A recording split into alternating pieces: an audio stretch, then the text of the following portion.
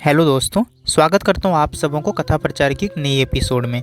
तो आज हम आप लोगों को सुनाने वाले हैं अकबर और बीरबल की कहानी। एक बार की बात है, राजा अकबर व बीरबल दरबार में बैठे थे, कुछ अहम मामलों पर चर्चा कर रहे थे।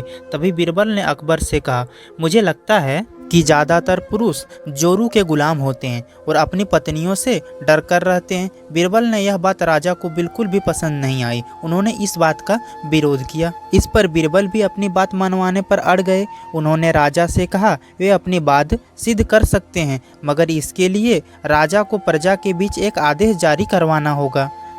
वह आदेश यह था कि जिस पुरुष ने अपनी पत्नी से डरने की बात सामने आएगी, उसे दरबार में एक मुर्गी जमा करानी होगी। राजा बीरबल इस बात पर तैयार हो गए। अगले दिन प्रजा के बीच आदेश कराया गया, अगर इस बात को सिद्ध हो जाती है तो कोई भी पुरुष अपनी पत्नी से नहीं डरता है, तो दरबार में उसे आकर बीरबल के पास एक मुर्गी जमा करवानी होगी। फिर क्या था, देखते ही देखते बीरबल के पास ढेर सारी मुर्गियां इकट्ठा हो गई। सैकड़ों मुर्गियां महल के बगीचे में घूमने लगी। अब बीरबल राजा के पास पहुंचे और बोले, महाराज, महल में इतनी सारी मुर्गियां इकट्ठा हो गई है कि आप एक मुर्गी खाना खोल सकते हैं। इसीलिए अब आप इस आदेश को वापस ले सकते हैं। अगर महाराज ने इस बात की गंभीरता से नहीं लिया और महल में मुर्गियों की संख्या धीरे धीरे और ज़्यादा बढ़ने लगी।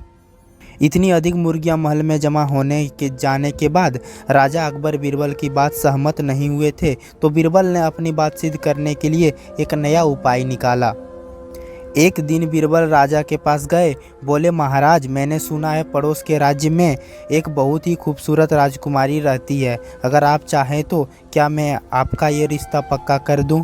यह सुनते ही राजा चौंक उठे और बोले, बीरबल, तुम ये कैसी बातें कर रहे हो? महल में पहले से ही महारानियां मौजूद है। अगर तुम्हें इस बात की भनक भी नहीं तो मेरी खैर नहीं होगी। यह सुनकर बीरबल की लापक से जवाब चाहिए। यह सुनकर बीरबल के तपाक से जवाब दिया, चलिए महाराज, फिर भी आप मेरे पास 2 मुर्गियां जमा कर लीजिए। राजा को ऐसा जवाब सुनकर शर्मा गए और उन्होंने आदेश दिया, उसी वक्त वापस ले लिया।